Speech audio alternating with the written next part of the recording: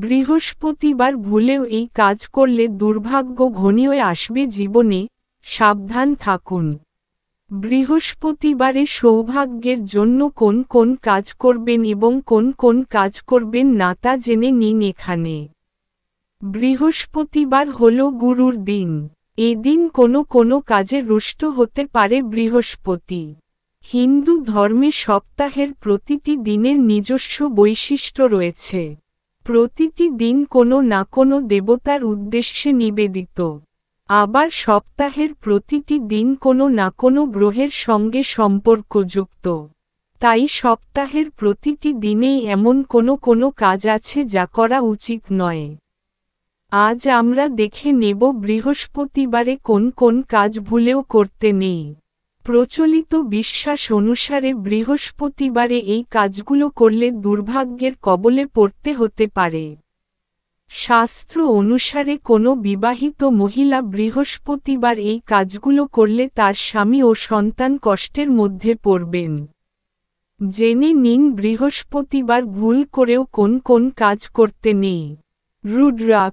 রুদ্রাক্ষের প্রচুর গুণ, সঠিক রুদ্রাক্ষ বদলে দিতে পারে জীবন।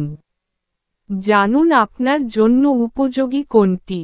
তারা চিহ্ন বৃহস্পতিবারে কখনো কোনো খারাপ বা পুরনো সামগ্রী কাউকে বিক্রি করবেন না। বৃহস্পতিবারে কোনো খারাপ জিনিস বিক্রি করলে আপনার জীবন থেকে সমস্ত সুখ হারিয়ে যাবে। এই কৃতকর্মের ফল হিসেবে আপনার বাড়ি থেকে সমৃদ্ধি চলে যাবে। পরিবারের সদস্যরাও অসুস্থ হয়ে পড়তে পারেন। সন্তানদের শিক্ষাতেও বাধার সৃষ্টি হবে। তাই ভুলেও এই কাজ করতে যাবেন না। শ্রাবণ 2025 আসছে শ্রাবণ মাস। এই সময় কুমারী মেয়েরা ভুলেও এই কাজ করবেন না। তারা চিহ্ন বৃহস্পতিবার হল গুরুর দিন। তাই এই দিনটিকে গুরুবারও বলা হয়ে থাকে।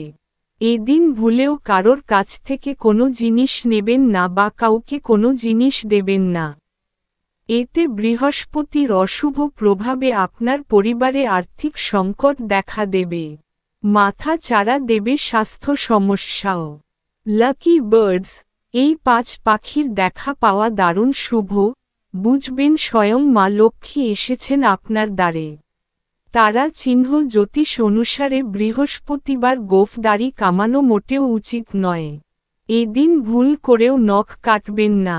মনে করা হয় বৃহস্পতিবার চুল দাড়ি কামালে বা নখ কাটলে জন্মজকে বৃহস্পতি দুর্বল হয়ে যায়।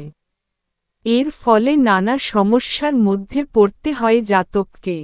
অনেক সময় সন্তানের কারণে বা জীবনসঙ্গীর কারণে আপনাকে দুঃখ ভোগ করতে হতে পারে।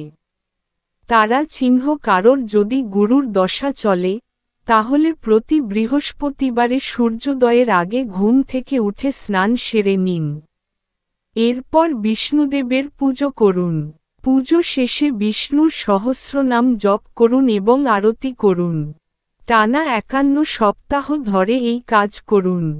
এর ফলে গুরু দশা কেটে যায় বলে মনে করা হয়।